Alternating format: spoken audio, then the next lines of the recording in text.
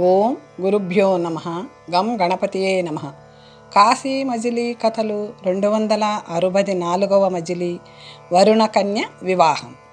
కొడుకుని చూడాలనే ఆత్రంతో ఫణిదత్తుడు మేనమామలకు చెప్పి ముగ్గురు మిత్రులతోనూ గుర్రాల మీద సురప్రస్థ నగరం బయలుదేరాడు. వారికి దారి తెలియక దైవికంగా కాశీపురం వైపు వెళ్ళసాగారు. చాలా దూరం వెళ్ళాక ఒక పల్లెలో ఆగిన తరువాత కానీ వారికి తమ పొరపాటు తెలియరాలేదు. ఎలాగూ ఇంత దూరం రానే వచ్చాం, కాశీపోయి విశ్వనాథుణ్ణి అర్చించి అక్కడి నుంచే వెళ్దాం అన్నాడు ఫణిదత్తుడు. 4 రోజుల్లో వాళ్ళు కాశీనగరం చేరుకున్నారు. గంగా స్నానం చేస్తుంటే ఫణిదత్తుడికి వరుణ కన్యల గురించి జ్ఞాపకం వచ్చి ముఖం చిన్నబోయింది. మరునాడు పడవలో గంగ మీద విహరిస్తుంటే వెనకటిలాగే ఒక స్త్రీ మొహం పైకెత్తి చేతులతో పిలిచింది. అది వింత. చూడగానే వాళ్ళు నీటిలో దూకారు. కానీ ఫణిదత్తుడికే ఆమె అందింది. తక్కిన ముగ్గురు ఈది ఈది రేవు చేరి కాశీపురంలో అతని కోసం ఎదురు చూస్తూ ఉండిపోయారు. నీటిలో మునిగిన ఫణిదత్తుడు ఉద్యానవనంలో నిలబడ్డాడు. శివాలయం వద్దకు వెళ్ళి అక్కడ ఎవరూ కనిపించక శివుణ్ణి ధ్యానిస్తూ దక్షిణంగా వెళ్ళాడు. ఆ వనంలో తిరగ్గా బిలద్వారం కనిపించింది. మీట నొక్కేసరికి తలుపులు ఎగిరిపోయాయి. మెట్ల మీద నుంచి దిగగా వరుణ కన్యకల మేడలు కనిపించాయి. వాటిలో వస్తువులే తప్ప ఎవ్వరూ లేరు. చివరికి ఒక సౌధంలో శయ్య మీద పడుకొని ఏదో ఆలోచిస్తున్న వరుణ కన్య అతని రాకను గమనించి మంచం మీద నుంచి ఉరికి, ఎంత సుదినం నేడు మా ఫణిదత్తుడే, మీ దర్శనమే లభింపలేదు, పులిని చంపి ఎక్కడికి పోయారు అంటూ ప్రశ్నలు కురిపించింది. కర్మని బట్టి బుద్ధి పుడుతుంది. పులిని చంపి వచ్చేయక తాళం చెవితో ఇనపద్వారం తెరిచి వారుణి ప్రవాహంలో మునిగాను. కాశీపురంలో తేలి ఎన్నో కష్టాలు పడ్డాను. అవన్నీ తరువాత చెబుతాను. కానీ నువ్వు ఒంటరిగా ఉన్నావే, నీ చెల్లెల్లేరి అని అడిగాడు ఫణిదత్తుడు. అందుకామె వాళ్ళంతా ఇవ్వాళే మణిమంత నగరం వెళ్ళారు. మణిమంతుడనే నాగరాజు ఇంట్లో మహోత్సవం అన్నట్లు అతను నీ తండ్రే అటకదా, నీ తల్లి పితృదత్తని అతను తీసుకువచ్చాడు. మేమామెను అత్తగారని పిలుస్తున్నాం. నువ్వు మృగాలు రెండింటిని చంపేశాక మేము మణిమంతానికి స్వేచ్ఛగా పోయి వస్తున్నాం. భూలోకం నుంచి నీ తల్లిని తీసుకురాగానే అతను జరిపిన ఉత్సవానికి మేం వెళ్ళాం. అతను ఆశ్చర్యపోయి సింహము పులి ఏమయ్యాయి అని అడిగాడు. ఫణిదత్తుడనే వీరుణ్ణి రప్పించి వాటిని చంపేయించాం అన్నాం. ఫణిదత్తుడా అంటూ అతను ఆశ్చర్యపోయి, మమ్మల్ని నీ తల్లి దగ్గరికి తీసుకుపోయి నీ కొడుకు గంగలో మునిగి చనిపోయాడని విచారించావు, కానీ జీవించి గొప్పవాడయ్యాడు అంటూ కథంతా చెప్పాడు. తెలియక వరుణ ప్రవాహంలో స్నానం చేసి ఉంటాడు. అతన్ని రప్పించే ఉపాయం ఆలోచిస్తాను అన్నాడు. తొందరగా రప్పించమని ఆమె మమ్మల్ని కూడా బతిమాలింది. మేము పులి ఉన్న చోటికి వెళ్ళాం. పులి చచ్చింది, కానీ చెవి నువ్వు కనబడలేదు, తలుపు తెరుచుకోలేదు. తాళం చెవి కనపడలేదు, తలుపు తెరుచుకోలేదు. ఏం చెయ్యాలి? ఆ విషయం అత్తమామలకు చెప్పి నీ కోసం ఎదురు చూస్తూ ఉన్నాం అంది. నేను ఇప్పుడే మణిమంతం వెళ్ళి మా తల్లిదండ్రులని చూస్తాను అన్నాడు అతను. మా చెల్లెళ్ళందరూ నేటి రాత్రికి రాగలరు. వాళ్ళని చూసి రేపు వెళ్దువు గాని అందామె. అప్పుడతను వారుని, భూలోకంలో ఒక మగవాడికి ఒక్కతే భార్య, మీరందరూ నన్ను పెళ్లాడతామంటున్నారు, ఎలా భరించగలను అని అడిగాడు. ఆమె నవ్వుతూ, ఇక్కడికి అక్కడికి చాలా తేడా ఉంది. ఇక్కడ రోగాలు ముసలితనము లేవు. ఇక్కడ భోగం వల్ల బలమే, అక్కడ భూలోకంలో భోగబల నాశనం, ఆ పైన రోగాలు, వృద్ధాప్యము అంది. అంతలో సాయంకాలమై వరుణకాంతలు వచ్చారు. వారుని వారికి అతన్ని చూపించి అతని వృత్తాంతం చెప్పగా వాళ్ళు అతన్ని పూలమాలతో బంధించి ఇక ఇతన్ని కదలనివ్వకూడదు, పారిపోతాడు అని పరిహాసం ఆడారు. ఫణిదత్తుడి వార్త తెలిసి మణిమంతుడు అతన్ని వెంటనే తీసుకురమ్మని 10 మంది నాగకుమారులను పంపగా అతను వారితో నాగనగరానికి వెళ్ళి తల్లిని కలుసుకున్నాడు. ఆ తల్లి కొడుకుల ఆనందానికి హద్దులు లేవు. నువ్విక్కడి నుంచి మళ్ళీ భూలోకం వెళ్ళావట, అక్కడ ఏం చేశావు నాయనా అని అడిగిన తల్లికి తాను కాశీలో తేలిన దగ్గర నుంచి జరిగినదంతా పూసగుచ్చినట్లు వివరించాడు ఫణిదత్తుడు.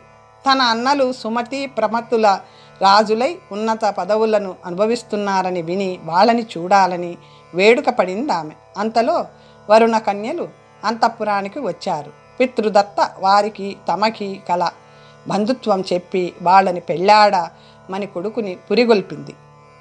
అతను తల్లిదండ్రుల ఆజ్ఞను మన్నించాడు. శుభముహూర్తంలో మణిమంతుడు తన పుత్రుడికి వరుణ కన్యలతో వివాహం ఘనంగా జరిపించాడు.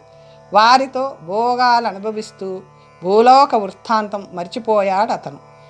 ప్రయాణానికి సమయం కావడంతో మణిసిద్ధుడు కథ చెప్పడం నిలిపివేశాడు. 265వ మజిలీ ఫణిదత్తుడి రాజ్య ప్రాప్తి.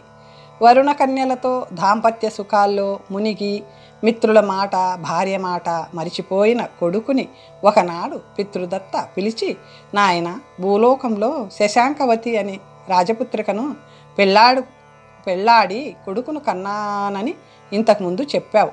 మిత్రులు నీ గురించి ఎదురు చూస్తుంటారు. మేనమామలు నిన్ను తొందరగా తిరిగి రమ్మన్నారు. ఇవన్నీ మర్చిపోయావా? శశాంకవతి నీ కోసం ఎన్ని కష్టాలు పడింది. ఆమెను విస్మరించడం న్యాయం కాదు. నాకు మా అన్నలని చూడాలని కోరికగా ఉంది. ఒకసారి భూలోకానికి వెళ్దాం, వస్తావా అని అడిగింది.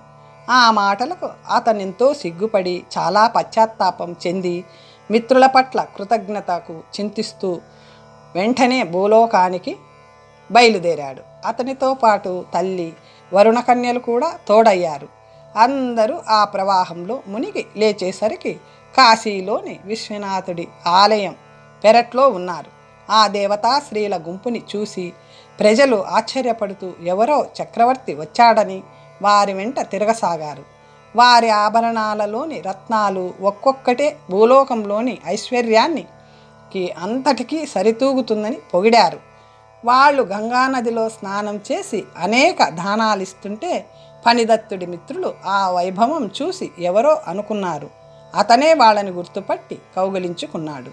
తన వృత్తాంతం అంతా చెప్పి భార్యలను చూపించి మాతృపూజ చేయించి వాహనాల మీద పాటలీపుత్రం తీసుకువెళ్ళాడు. అక్కడ పితృదత్త అన్నలను చూసి వారి చేత ఆదరించబడి తన వృత్తాంతం చెప్పి కొన్నాళ్ళు అక్కడ ఉంది. తరువాత ఫణిదత్తుడు తన వారందరితోనూ సురప్రస్థ నగరం వెళ్ళాడు. భూరిశ్రవుడు శత్రురాజు అనుకుని సంధికి మంత్రులని పంపించాడు. వాళ్ళు ఫణిదత్తుని చూసి అతను శశాంకవతి భర్త అని తెలుసుకొని ఆ విషయం భూరిశ్రవుడికి చెప్పారు. అతను సిగ్గుపడుతూ వాళ్ళని గౌరవంగా ఆహ్వానించి విడిదిలో ప్రవేశపెట్టాడు. శశాంకవతి పిల్లవాడితో భర్త పాదాల మీద పడి కన్నీరు కార్చింది. అందరూ ఒకరి వృత్తాంతం ఒకరు చెప్పుకున్నారు. మరునాడు రాజు సభ చేసి ఫణిదత్తుడి చరిత్ర అందరికీ తెలిసేలా చెప్పాడు. ఫణిదత్తుడు ఆ రాజ్యంలోని అరణ్యంలో శబరపతి చేస్తున్న ఘోరాలు చెప్పి కొందరు వీరభటులని వాడిని పట్టి తెమ్మని పంపాడు. కానీ అప్పటికే వాడు చనిపోయి వాడి మనవడు రాజై పాలిస్తుండడంతో అతనితో యుద్ధం చేసిన రాజభటులు ఓడిపోయి వచ్చి ఆ సంగతి ఫణిదత్తుడికి చెప్పారు. అతను మిత్రులతోనూ చతురంగ బలాలతోనూ వెళ్ళి ఆ అడవిలో విడిది చేసి మునుపు తనని ఆదరించిన శబరికి కబురు పంపి రప్పించి, నీకు నేను గుర్తున్నానా? నీ వల్ల మహోపకారం పొందిన ఫణిదత్తుణ్ణి అన్నాడు. అతను ఆశ్చర్యపోయి, స్వామి, నీకు ఈ రాజ్యం ఎక్కడిది? అమ్మగారు క్షేమంగా ఉన్నారా? ఆమెను కలుసుకున్నారా అని అడిగాడు. ఫణిదత్తుడు నవ్వుతూ, నీ దయే మా క్షేమానికి కారణం, లేదంటే ఆవేళే వాళ్ల చేతుల్లో చనిపోయేవాణ్ణి. సరే, మీ రాజు ఎలా ఉన్నాడు? ఇంకా దారులు కొట్టి బలులు ఇస్తున్నాడా అన్నాడు. అందుకతను, స్వామి, వాడు అప్పుడే చచ్చిపోయాడు. వాడి మనవడు 10 ఏళ్ల వాడు రాజయ్యాడు. వాడు చాలా బలవంతుడు. మొన్న ఎవరో రాజభటులు వస్తే చావగొట్టి పంపాడు అన్నాడు. వాడు శబరి కొడుకేనా? అయితే నా కొడుకే. ఆ చిన్నది నీకు చెప్పలేదా? అది క్షేమంగా ఉందా? జ్ఞాపకం వచ్చింది స్వామి. ఒకసారి మీ వార్త చెప్పింది. మీ కొడుకు కనుకే అంత బలవంతుడయ్యాడు అని వేగంగా పల్లెకి వెళ్ళి శబరికి చెప్పాడు. ఆమె పిల్లవాడిని వెంటబెట్టుకుని బిల్ల స్త్రీలు సేవిస్తుంటే ఫణిదత్తుడి విడిదికి వచ్చి పుత్రుడితో సహా అతని పాదాల మీద పడి దుఃఖించింది. అతను వారిని ఊరడించి ఆ బాలుడికి తగిన వయస్సు వచ్చే వరకు అడవిని పాలించడానికి మంత్రులని నియమించి తన భార్యని పిల్లాడిని వెంటబెట్టుకొని సురప్రస్థ నగరం వచ్చాడు. తల్లికి భార్యలకి ఆమె తనకి చేసిన ఉపకారం చెప్పాడు. వారామెను పిల్లవాడిని ఎంతో ప్రేమతో ఆదరించారు. అంతలో మేం పెద్దవాళ్ళమయ్యాం, మాకు రాజ్యకాంక్ష లేదు, సంతతి లేదు, ఈ రాజ్యం నీకు రాసిచ్చాం, వెంటనే వచ్చి స్వీకరించి పాలించు, నువ్వు రావడమే తడవు, మేము తపోవనానికి వెళ్ళిపోతాం అని మేనమామలు రాసిన పత్రిక ఫణిదత్తునికి అందింది.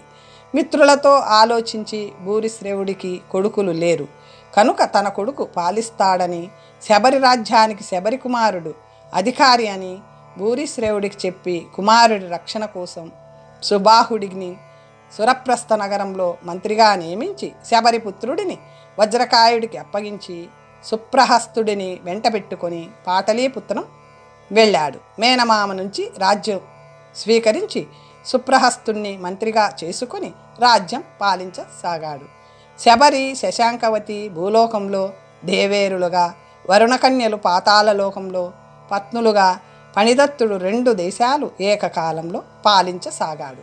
గోప, నువ్వు అడిగిన మేరకే కాక ఎక్కువ చెప్పడానికి కారణం కాళిదాసు కవి పూర్తి చేసిన విషయాలే అన్నాడు మణిసిద్ధుడు. ఎంతో చక్కని కథ చెప్పారు స్వామి. కాశీనగరం ఇంకెన్నాళ్లకు చేరుతాం? విశ్వనాథుని ఎప్పుడు కళ్ళారా చూస్తాం అని గోపాలుడు అడగ్గా, ఇక 3 నెలల్లో చేరుతాం, ప్రయాణానికి వేళయిందిలే అని అన్నాడు మణిసిద్ధుడు. 266వ మజిలీ బంగారు మూషికం కథ. గురువుగారు, ఈ ఊళ్ళో నేనొక వింత చూశాను. ఒక అంగడిలో వెండి బోనులో బంగారు ఎలుకను పూజ చేసి వ్యాపారం మొదలెట్టాడు వ్యాపారి. అదేమిటని అతన్ని అడగగా, నాకు కారణం తెలియదు, వంశపారంపర్యంగా మేము ఎలుకని పూజించి తప్ప వ్యాపారం ప్రారంభించాం అన్నాడు అతను. మణిసిద్ధుడు నవ్వి కథ చెప్పసాగాడు. ఉజ్జయిని నగరంలో కుమారదత్తుడనే వైశ్యోత్తముడు రమాదత్త అనే పేరుగల భార్యతో కాపరం చేసేవాడు. అతను ఎక్కువ భాగ్యవంతుడు కాకపోయినా న్యాయంగా వాణిజ్యం చేసి జీవనోపాధికి లోపం లేని ఆస్తి సంపాదించాడు. కొన్నాళ్ళకి అతని భార్య గర్భవతి అయింది. కుమారుడి ముఖం చూడకుండానే అతను కన్ను మూశాడు. దాయాదులు అతని ఆస్తిని అపహరించగా రమాదత్త దీనంగా కాలం గడుపుతూ మంచి లక్షణాలు కల కొడుకుని కంది. తన దారిద్ర్యం వల్ల కొడుక్కి ఏ లోపం రాకుండా పెంచుతూ వాణిజ్యానికి పనికి వచ్చే గణితము, లిపులు చెప్పించింది. ఈడు వచ్చిన ఎన్నాళ్ళు తల్లిని కష్టపెడతావు, కులవృత్తి చేసుకొని జీవనం సాగించు అని నలుగురు మందలించినా వాడు పట్టించుకోకుండా ఆకతాయిగా తిరిగేవాడు. యవ్వన విలాసాలు ఆవేశించి అద్దం చూసుకుంటూ మీసాలు దువ్వడం, కళ్ళు ఎగరవేయడం లాంటి చేష్టలు చేసేవాడు. ఒకనాడు అతను మహాకాలుని ఆలయానికి వెళ్ళి అక్కడికి వచ్చిన యువతుల సౌందర్యం చూస్తూ తిరగసాగాడు. మండపంలో ఒకచోట విద్యాధర కన్యక విగ్రహం అతి సుందరంగా కనిపించింది.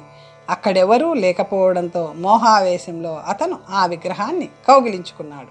అంతకు ముందే విద్యాధర కన్య ఒకతే ఆ ఆలయానికి వచ్చి స్వామిని అర్చించి అక్కడ ఉన్న ఆ విద్యాధర కన్యక విగ్రహంలో చేరి అదృశ్యంగా విశ్రమిస్తుంది. ఆమె అతని సౌందర్యానికి ముగ్ధురాలై అతని కౌగిలికి ముద్దులకి పరవశించి అతని బుగ్గ గిల్లింది. అతను అదిరిపడి ఆ చెయ్యి పట్టుకున్నాడు. అప్పుడు, నేను పొరపాటు చేశాను, నా తప్పు క్షమించు అందామె. నువ్వు కనబడడం లేదు, మాట వినబడుతుంది, ప్రత్యక్షమై నిజం చెప్పు, లేకపోతే వదలను అన్నాడు అతను. ఆమె ప్రత్యక్షమై ఎదుట నిలబడగా అతని కళ్ళు మిరమిట్లు గొల్పాయి. సుందరుడా, నేను విద్యాధర చక్రవర్తి కూతురుని, నా పేరు రాఘవతి. హిమవత్ పర్వతాల పక్క నుండే పుష్పరావతి నగరంలో మా కాపురం. విగ్రహం మీద నువ్వు చూపిన అనురాగానికి బదులుగా నేను నీ బుగ్గ గిల్లాను, ఇక సెలవియ్యి, ఇంటికి పోతాను అందామె. నా హృదయం లాక్కొని పోతాననడం న్యాయమా? పాణీగ్రహణం అయ్యాక పతిని విడిచిపోవడం ధర్మమా? నన్ను కామాగ్ని పాలు చేసి వెళ్ళడం సమంజసమా అని అతను అనగా, నా మనసు నీ మీద తగులుకోకపోతే నేను నీ బుగ్గ గిల్లుతానా? మేము ఎలా తిరిగినా రాత్రికి ఊరు చేరకపోతే మా వాళ్ళు దండిస్తారు. కావాలంటే మా ఊరు రా, అక్కడ నీ కోరిక తీరుస్తాను అందామె. మీ ఊరెక్కడో నాకేం తెలుసు, నేను ఎలా రాగలను? ఇష్టం ఉంటే నన్ను ఇప్పుడే వెంట పెట్టుకుపో, నీ దర్శనం నా మరణానికే వచ్చినట్లుంది అని అతను అనగా, ఆమె కార్యసాధకులకి అసాధ్యాలుండవు. దారిలో కొందరు విద్యాధరులు నన్ను కలుసుకుంటారు, వారు నిన్ను చూస్తే ప్రమాదం, తప్పకుండా రా అని ఆమె వెళ్ళిపోయింది. అప్పుడు అతను, ఛీ, ఎంత మూర్ఖుడినయ్యాను, పట్టుకున్న చెయ్యి ఎందుకు వదిలాను అని విచారిస్తూ ఇంటికి పోయి అన్నం తినక పిచ్చివాడిలా కలవరిస్తుంటే తల్లి దయ్యం సోకిందని రక్ష కట్టించింది. తెల్లవారడంతోనే ఎవ్వరికి చెప్పకుండా ఉత్తర దిక్కుగా నడవసాగాడు. దారిలో అతనిలాగే దేశాటనం చేస్తున్న 3 యువకులు కలిశారు. ఒకనాడు వారు ఒక పట్టణంలో ప్రవేశించగా అక్కడి వారు వారిని నిలబెట్టి, మీరెవరు? హిందువులు. ఈ పురంలో ప్రవేశిస్తే సుంకం కట్టాలి, కట్టరా అని నిలదీశారు. మా దగ్గర ఏమీ లేదు, మేము ఏ రోజుకు ఆ రోజు యాచించి తింటాం అని వాళ్ళు చెప్పగా దండనాథుడి ఇంటికి తీసుకుపోయారు. అతనికి అప్పుడు విచారించడానికి తీరిక లేక వాళ్ళని ఆ రాత్రి బందీగృహంలో పడవేశారు. అప్పుడు మదనాంకుడు మిత్రులతో కలిసి దేవిని స్తుతించగా వారి సంకెళ్ళు తలుపులు ఊడిపోయాయి. తెల్లవారేసరికి వాళ్ళు ఆ ఊరు వదిలి చాలా దూరం వెళ్ళిపోయారు.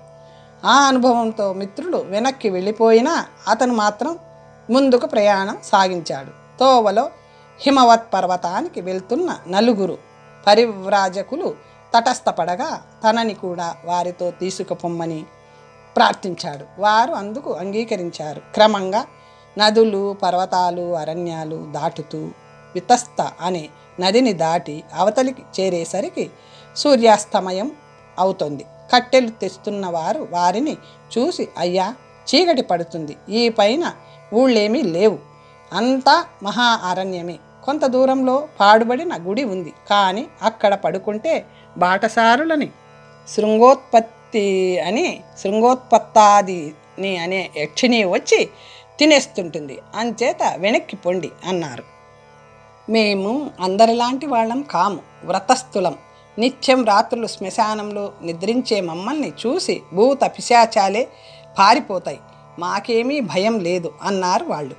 మదనాంకుడు ప్రమాదం ఉందని తెలిసాక ఎందుకు పోవడం అన్నా, మేము శృంగోత్పాదినికి శృంగభంగం చేస్తాం, ఆ వింత ఏమిటో చూద్దాం అని వాళ్ళు అతన్ని ఒప్పించారు. కొంత దూరం వెళ్ళాక శూన్యాలయం కనబడింది. మనుషులు ఎముకలు రాసులుగా ఉన్నాయి.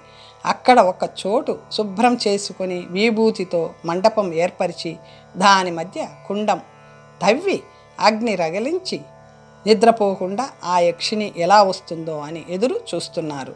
అర్ధరాత్రి యక్షకామిని కంకాళ కిన్నెర చేతిలో పట్టుకుని వాయిస్తూ ఆకాశ మార్గంలో అక్కడికి వచ్చి వారిని చూసి సంతోషించి హాం పట్ అంటూ మంత్రాలు చదువుతూ ఒక యతిని చూసేసరికి అతనికి తల మీద కొమ్ములు మొలిచి ఒళ్ళు తెలియకుండా ఆడి ఆడి అగ్నిలో పడ్డాడు.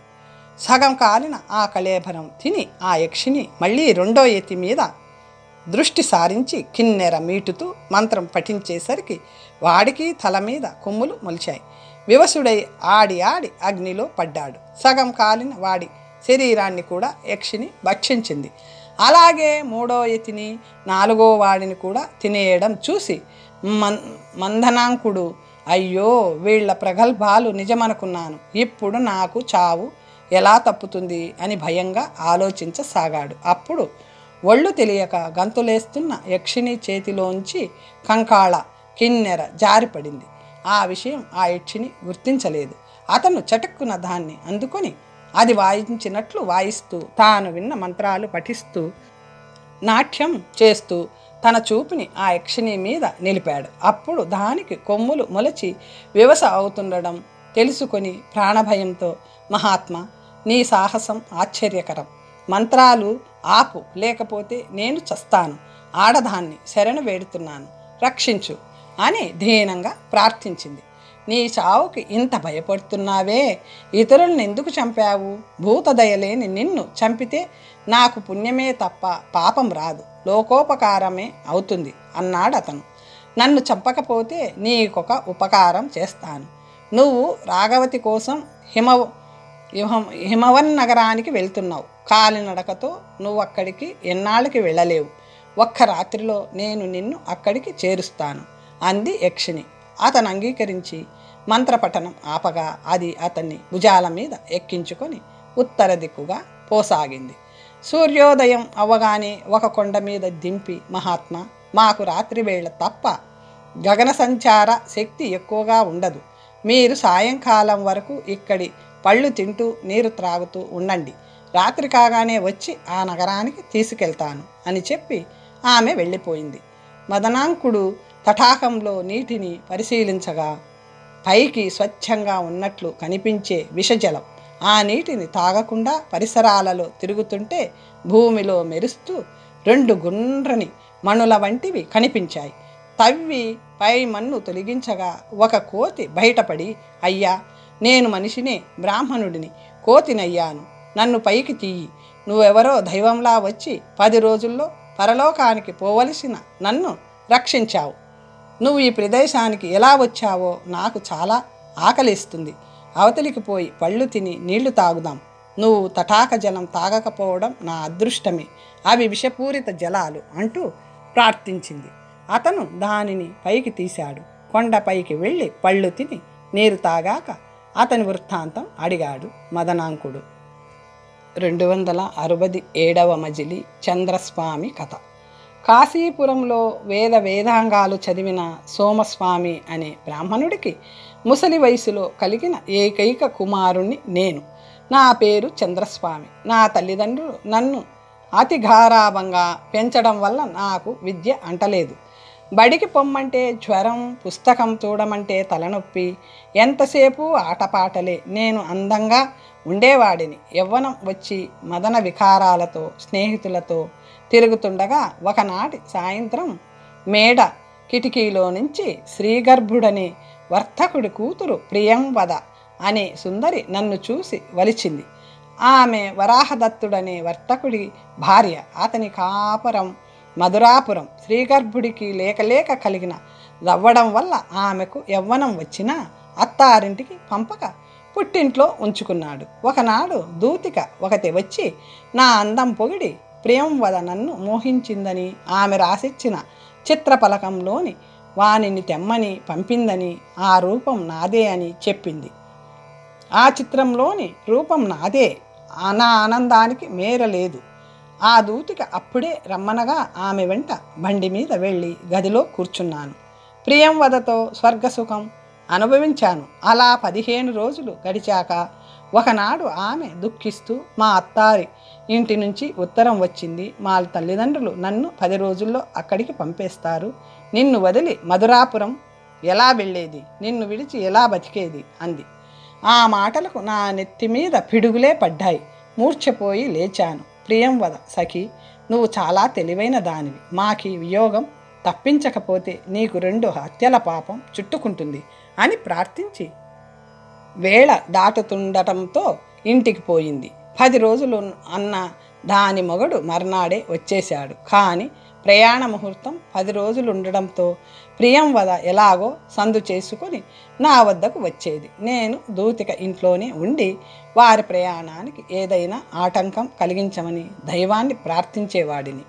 ఆ దూతిక ఒకనాడు వచ్చి, చంద్రస్వామి, నీ అదృష్టం ఫలించింది. ఈ ఊరి దేవాలయంలోకి ఒక యోగిని రాగా 3 రాత్రులు ఆమెకు కాళ్ళు పిసికి సేవలు చేశాను. ఆమె కరుణించి నన్నేదైనా కోరుకోమనగా ఈ పరిస్థితి వివరించి మీకు వియోగం తప్పించే ఉపాయం చెప్పమన్నాను. అది నవ్వి కొంచెం ఆలోచించి, నేను 2 మూలికలు ఇస్తాను, తాయెత్తుల్లో కట్టించు. ఒకదాన్ని కడితే మనిషి కోతి అవుతాడు, రెండో దాన్ని కడితే కోతి మనిషి అవుతాడు. దీనిని బట్టి ఆలోచించుకో అని 2 మూలికలిచ్చి పొమ్మంది. అప్పుడే ఒక తాయెత్తు కట్టి నిన్ను కోతిని చేసి ప్రియంవదతో అత్తారింటికి పంపుతాను. అది తనకి ఇష్టం వచ్చినప్పుడు నిన్ను మనిషిని చేసి క్రీడిస్తుంటుంది. బాగుందా అంది. నేను మెచ్చుకున్నాను. ప్రియంవద అత్తారింటికి వెళ్తుంటే దూతికి నన్ను భుజం మీద ఎక్కించుకొని శ్రీగర్భుడి వద్దకు వెళ్ళి, అయ్యా, నా సకురాలిని వదిలి నేను గడియ ఉండలేను. ఈమెతో వెళ్దామంటే నాకు కొన్ని ఆటంకాలున్నాయి.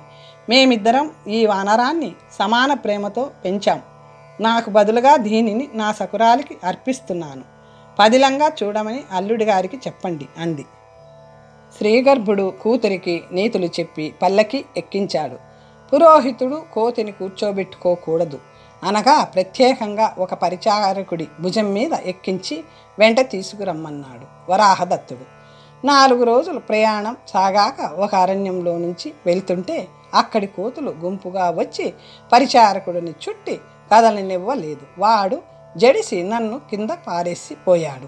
అవి పూర్వజన్మలో శత్రువుల్లా నన్ను నానా హింసలు పెట్టేవి. అంతలో చీకటి పడింది. చీకట్లో కోతులకు కళ్ళు కనపడవు కనుక బతికిపోయాను. మూర్చిపోయిన నేను రాత్రి 2 జాములకి కళ్ళు తెరిచి దేవుణ్ణి ధ్యానించసాగాను. నాకు కొంచెం బలం చేరి అక్కడి నుంచి మరో అడవికి, అక్కడి నుంచి ఈ శిఖరానికి చేరుకున్నాను. ప్రియంవద లభించలేదు. మనిషి రూపం పోయింది. గ్రామం వదిలి అడవి ప్రియంవద లభించలేదు. మనిషి రూపం పోయింది. గ్రామం వదిలి అడవి పాలయ్యాను. ఎన్ని కష్టాలు! భగవంతుడు నాకు బాగా బుద్ధి చెప్పాడు అనుకుంటూ దేవుణ్ణి స్మరిస్తూ కొన్నాళ్ళు గడిపాను. అంతలో దేవుడు నాకు మరో ఆపద కలిగించాడు. ఒకనాడు అడవి ఏనుగు ఒకటి వచ్చి నన్ను పట్టుకొని ఇక్కడ అనగదొక్కింది. ఏ దేవతో నన్ను చావకుండా రక్షించింది. అది జరిగి ఎన్నాళ్ళయిందో కూడా తెలియదు. ఇలాంటి స్థితిలో ఉన్న నన్ను రక్షించావు మహాత్మా, పుణ్యాత్మ, నీ వృత్తాంతమేమిటి అని అడిగేసరికి మదనాంకుడు, మనమిద్దరము మిత్రులమయ్యాం, నా కథ నీ కథని పోలిందే అంటూ తన వృత్తాంతం చెప్పాడు. అది విని చంద్రస్వామి ముక్కు మీద వేలేసుకుని, పాపం, నువ్వు ఆమె కోసం పడరాని కష్టాలు పడుతున్నావు. సిరి ఎవరి దగ్గర స్థిరంగా ఉండవు. నా మాట విని యక్షిణీ భుజమెక్కి మీ ఊరు పో. మిత్రుడి మాట వినకనే నేను నీలాగే ఇన్ని కష్టాలు పడుతున్నాను. ఆ కథ విను అన్నాడు. భవశర్మ కథ. ప్రియంవద ఎందు నాకు కలిగిన అనురాగము, నేను కోతినై ఆమె వెంట వెళ్ళిపోతున్న విషయం నా మిత్రుడు భవశర్మకు రహస్యంగా చెప్పాను. అతను నన్ను మందలించి, శ్రీకి వశమైతే అంతా నాశనమే, రూపం మార్చుకోకు, కష్టపడతావు, నా అనుభవం విను, శ్రీ వలన నేను పడ్డ కష్టాలు చెబుతాను అంటూ చెప్పసాగాడు. ఈ కాశీపురంలోనే వర్ణాతీతమైన సౌందర్యవతి ఉండేది. దైవ విలాసం వల్ల నాకు ఆమెకి పొత్తు కలిసింది. క్షణం చూసుకోకపోతే ఉండలేకపోయేవాళ్ళం. అలా కొన్నాళ్ళు గడిచాయి. ఒకనాడు నేను ప్రణయ కోపంతో దాని బుగ్గ మీద వేలితో కొట్టగా అది పళ్ళు పటపటా కొరుకుతూ, మూర్ఖుడా, నన్ను నీ పెళ్ళాం అనుకున్నావా? ఇది వరకు నీలాంటి వాళ్ళు ఎందరో అయ్యారు. నీ పాటలు ఏమవుతాయో చూసుకో అని నానా దుర్భాషలాడింది. మరునాడు నాతో నవ్వుతూనే నా మెడలో ఏదో కట్టింది. వెంటనే నేనొక ఎద్దునై పోయాను. నన్నొక సంతకి తీసుకుపోయి పశువుల వర్తకులకి అమ్మేసింది. ఎద్దుగా కొన్నాళ్ల పాటు ఎన్నో కష్టాలు పడ్డాను. కాశీపురంలోని బంధమోచనిక అనే యోగిని నేను బరువులు మోసుకు వెళ్తుంటే చూసి జాలి కలిగి నా మెడలో తాడు తెంపేసింది. నేను మామూలు మనిషిని అయ్యాను. వర్తకుడు తన ఎద్దు పారిపోయిందని మనుషుల్ని పంపాడు. నేను బంధమోచనికను ఎన్నో విధాలుగా స్తుతించాను. నన్నామె వెంట పెట్టుకు పోతుంటే అది ఎదురుపడి కళ్ళెర్రజేసి చూస్తూ, బంధమోచనిక, నువ్వు వీడి పశుత్వం వదిలించావా? సరే, నువ్వు కూడా ఫలం అనుభవిస్తావు అని పోయింది. నాకు దాని చర్యలు తెలుసు. అది మహా క్రూరాత్మురాలు. రేపు ఇది ఎర్రగుర్రమై మా ఇంటికి వచ్చి నన్ను చంపబోతుంది. నేను నల్లగుర్రమై దానితో కలియబడతాను. ఎంతసేపు పోరాడినా మేము ఒకరినొకరం జయించలేము. నువ్వు కత్తి పట్టుకొని మా ఇంటికి రా. నేను సైగ చేసినప్పుడు దాని పాదాలు నరుకు. ఇదే నువ్వు చేయవలసింది అని ఆమె తన ఇంటి గుర్తులు చెప్పింది. మరునాడు నేను వెళ్ళేసరికే 2 గుర్రాలు పోరాడుతున్నాయి. నల్లగుర్రం సకిలించగా నేను ఎర్రగుర్రం పాదాలు నరికేశాను. నల్లగుర్రం దానిని కరిచి తొక్కి గడియలో చంపేసింది. నేను ఆ యోగిని పాదాల మీద పడి కృతజ్ఞతలు తెలిపాను. అప్పుడు ఆమె, నువ్వెప్పుడూ పరశ్రీ సంగమానికి ప్రయత్నించకు. వాళ్ళు ఇష్టముంటే నెత్తికెక్కించుకుంటారు, లేకపోతే అంతలోనే అణగదొక్కేస్తారు అంటూ ఎన్నో విధాల నీతులు చెప్పి సెలవిచ్చింది. అందుచేత తమ్ముడా, ప్రియంవద కోసం వెళ్ళకు అని ఎన్నో విధాల చెప్పాడు. కానీ అవేవి నా తలకి ఎక్కలేదు. ప్రియంవద అలాంటిది కాదు. నన్ను గడియేసేపు చూడకపోతే ప్రాణాలు వదిలేస్తుంది. నేను దాని వెంట పోక మానను అన్నాను. నీ కర్మ, నేనేం చేయగలను, తరువాత నీకే తెలుస్తుంది అని నా మిత్రుడు నన్ను వదిలేశాడు. అతని మాటలు విననందుకు ఫలం అనుభవిస్తున్నాను. మదనాంక, నువ్వు రాఘవతి గురించి చాలా దూరం వచ్చావు. ఆమెకు నువ్వింకా జ్ఞాపకం ఉంటావా? అక్కడికి పోవద్దు, నా మాట విను అన్నాడు. అందుకు మదనాంకుడు, నువ్వన్నది నిజమే, కానీ పరిశుద్ధమైన విద్యాధర కులంలో జన్మించిన దేవకాంత ద్రోహం చేస్తుందా? నన్ను పెళ్లాడాలనే రమ్మంది. ఎలాగూ ఇంత దూరం వచ్చాను కనుక అదేమిటో చూసి వస్తాను అన్నాడు. అంతలో సాయంత్రమై శృంగోత్పాదిని వచ్చి అతన్ని భుజానికి ఎక్కించుకుంది. అప్పుడు మర్కటం, మిత్రుడా, మన స్నేహం దృఢమైంది. దేవతాశ్రీ వ్యామోహంలో నన్ను మర్చిపోకు. నా కోతిరూపు పోయే ఉపాయం ఆలోచించు అనగా అతను అంగీకరించాడు.